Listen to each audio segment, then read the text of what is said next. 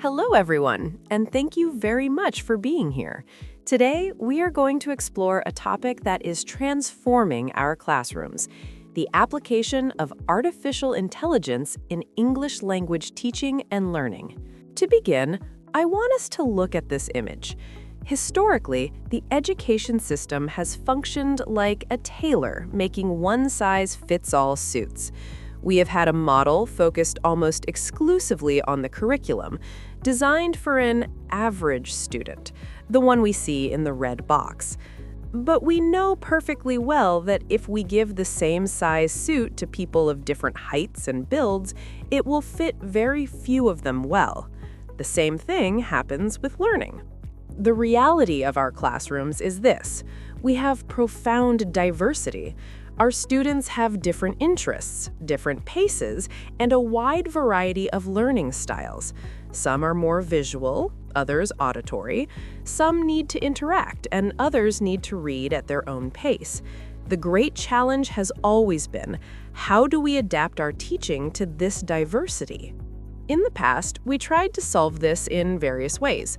We had the analog model, centered on the teacher, where personalization was almost impossible with 30 or 40 students in a room. Then we introduced technology, but it often remained a content-centered model. The computer replaced the book, the teacher became a facilitator, but the approach was still largely the same for everyone. We have to put the focus back on people. Technology alone does not personalize education. It is the method that must change to truly embrace this diversity of individuals. And this is where a fundamental concept comes in: adaptive learning. This method, empowered today by artificial intelligence, uses algorithms to analyze how a student interacts and, based on that, adjusts the content, pace, and instructional sequence to the individual needs of each student. It offers flexibility and, most importantly, personalized feedback. So where does that leave us, the teachers? Our role doesn't disappear, it evolves. We become co-designers of these learning paths. We must test the tools, select the most appropriate ones, and above all, teach our students an ethical and responsible use of AI.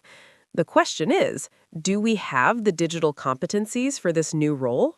To answer that question, we are guided by international frameworks like the European Union's DigComp. These frameworks show us that digital citizenship competence goes far beyond knowing how to use a device. It involves searching for information critically, communicating, creating content, and solving problems safely. Bringing this down to our profession, we have the DigComp Edu. This framework reminds us that digital competence for educators is not about knowing how to use a smartboard or ChatGPT, but having the pedagogical capacity to integrate these technologies in a way that truly fosters our students' development. It's a progression path where we move from being explorers of technology to innovators who transform teaching. We recently conducted a survey of teachers about the use of AI. The advantages are clear: time optimization, diversification of materials, and the generation of specific resources. However, the concerns are also valid: the risk of excessive dependence, the displacement of the student's own work, and the lack of critical thinking when not cross-checking the information generated by AI. That is why the new AI competency frameworks for teachers and students place so much emphasis on progression. The ultimate goal is not just for them to understand AI, but to reach the create level with it, fostering human agency, ethics, and social responsibility. How do we put all this into practice to cater to different learning styles?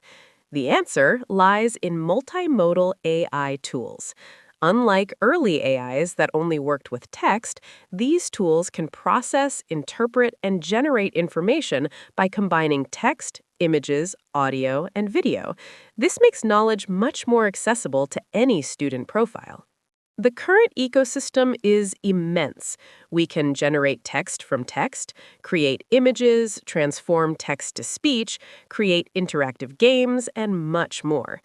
Let's look at some concrete examples of how to apply this in English language teaching and learning, covering speaking, listening, reading, and writing skills.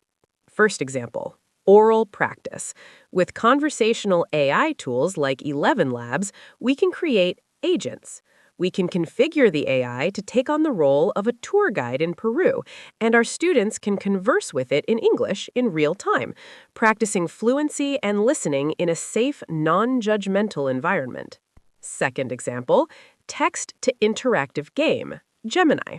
Using Gemini, a teacher can input a prompt or instruction requesting a vocabulary game, Word Wonder, specific to their student's level, and even ask it to design the entire lesson plan based on that game. Third example, creation of educational apps, WebSim.